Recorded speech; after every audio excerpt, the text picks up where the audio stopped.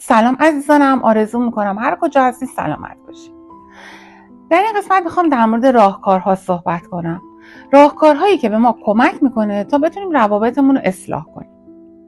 راهکار اول روش‌های غیر تدافعی هستن که خودش به 3 زیرگروه تقسیم میشه که من از همینجا شروع میکنم. گروه اول ارتباط غیر تدافعیه. به این جملات دقت کنید. متوجهم که ناراحتی، یا اینکه میبینم عصبانی شدی، هر وقت آروم شدی در موردش صحبت میکنی. یا اینکه با گریه، تهدید، پرخاش مشکل ما حل نمیشه، بذار زمان مناسب تری بهش بپردازیم. دوستان، این جملات به طور مستقیم داره به فرد مقابل این پیامو میرسونه که قرار نیست ما تو این رابطه تسلیم بشیم. مورد بعدیش ارائه درخواست، پیشنهاد یا تصمیم به شکل غیر تدافعی. باید یک زمان و مکان مشخصی رو در نظر بگیریم و با فرد مقابلمون هماهنگ کنیم. فقط باید به این نکته توجه داشته باشیم که باید حتما به مسائل جسمی و روحی فرد مقابل توجه کنیم که مثلا از سر کار نیامده باشه، خسته نباشه، یا اینکه تو شرایط روحی خوبی باشه که وقتی ما میخوایم حالا تصمیممون رو یا پیشنهادمون رو ارائه کنیم این آدم آمادگی دریافتش رو داشته باشه. مورد بعدی پیشبینی پاسخه. عزیزان، ما این افراد رو میشناسیم، میدونیم که وقتی که میخوایم یه پیشنهادی یا یه تصمیمی رو بهشون بگیم ممکنه چه عکس‌العمل هایی داشته باشن. ما در برابر اون عکس‌العمل ها باید پاسخ داشته باشیم. مثلا میگه دیگه حق نداری بچه‌ها رو ببینی. ما در مقابل این باید پاسخ داشته باشیم که بگیم مثلا متوجهم که ناراحتی، میبینم که عصبانی شدی، بهتره که این کارو نکنی، ولی من به هر حال روی تصمیمم مصممم. راهکار بعدی پذیرش فرد باجگیر به عنوان همپیمان. باز به این جملات دقت کنین دوستان. میگیم میبینم که عصبانی شدی، میبینم که ناراحتی از این موضوع، میتونی کمکم کنی ببینم که چه اتفاقی افتاده که انقدر تو رو ناراحت کرده؟ یا اینکه داشتم فکر میکردم اگر بتونیم، حالا شما خودتون پیشنهادتون رو میکنین و از فرد مقابلتون هم میخواید که پیشنهادش رو بکنه. کنار هم این پیشنهادات رو که میذاریم ممکنه که به یک نقطه مشترک برسیم. بهتره که این افراد رو وارد این پیشنهادات و توصیه ها و اینها بکنید، چرا که با هم میتونید این مسئله رو به یک نقطه برسونید. مورد بعدی، راهکار بعدی معامله پایاپایه.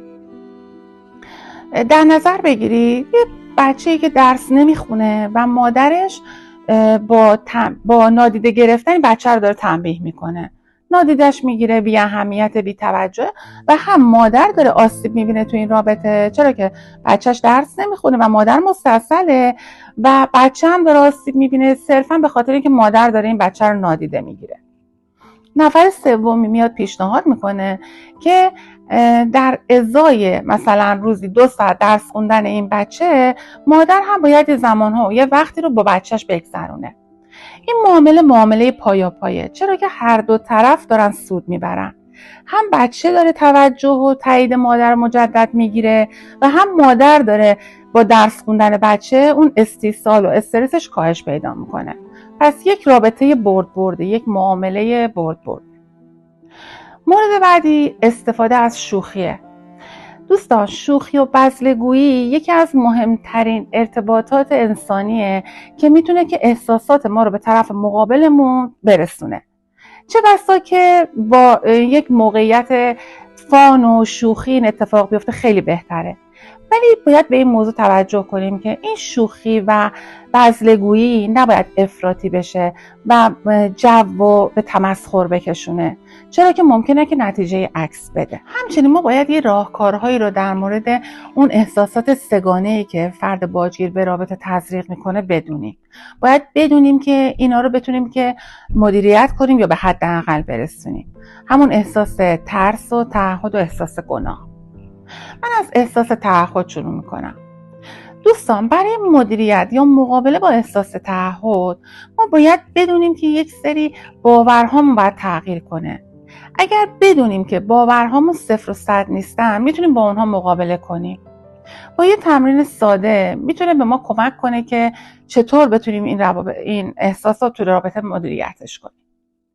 یه فهرستی از توقعاتی که دیگران ازمون دارن یادداشت میکنیم. مثلا مینویسیم توقع داره با اینکه تو رابطه اذیت میشم، دارم آزار میبینم، ترکش نکنم. یا اینکه توقع داره که تمام کارهای خودم رو رها کنم و به کارهای اون رسیدگی کنم. بعد از اینکه اینا رو فهرست کردیم، اون توقع داره اولش رو خط میزنیم و مینویسیم کجا نوشته و جمله‌مون رو با کجا نوشته میخونیم. همین جمله باعث میشه که ما بدونیم که قرار نیستش که تمام توجه و تعهد ما تو رابطه صرفا معطوف به این آدم خاص باشه. مورد بعدی مقابله با احساس گناهه. دوستان به این جملات دقت کنید. با خودتون وقتی که تو رابطه هستین باید تکرار کنید، بپرسین از خودتون که آیا کاری که من دارم میکنم یا کاری که من انجام دادم ظالمانه بود؟ آیا کاری که من انجام دادم خودخواهانه بود؟ آیا کاری که من انجام دادم به سلامتیش آسیب میزنه؟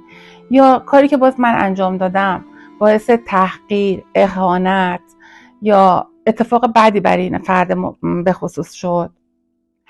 اگر پاسختون به هر کدوم از این جملات مثبت باشه، باید مسئولیت کاری که کردین رو به عهده بگیرید و در صدد اصلاحش بر بیایید.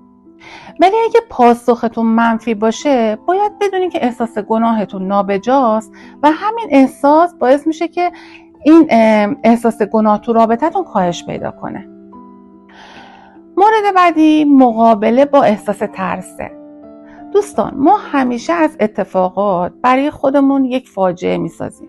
اتفاقات رو پیش بینی میکنیم. همیشه فکر میکنیم که بدترین اتفاق ممکنه بیفته و همیشه هم تخیلات ما بر علیه ما بوده. این بار تخیلات باید به نفع ما عمل کنن. ما باید با استفاده از روش‌هایی مثل مدیریت افکار وسواسی و نشخوار ذهنی کمک بگیریم که اینها رو به حداقل برسونیم. با استفاده از این راهکارها به راحتی ما میتونیم افراد باجگیر رو خلع اصلاحشون کنیم. مرسی عزیزانم که با این کتاب ارزشمند همراه من بودین. آرزو میکنم که بتونه راهگشایی باشه برای اینکه ما بتونیم روابط بهتر و سالمتری با یکدیگر داشته باشیم. امیدوارم در کنار هم ساعتهای خوشی رو بگذرونین و آرزوی سلامتی میکنم و همگی شما رو به خدای بزرگ میسپارم. خدا نگهدار.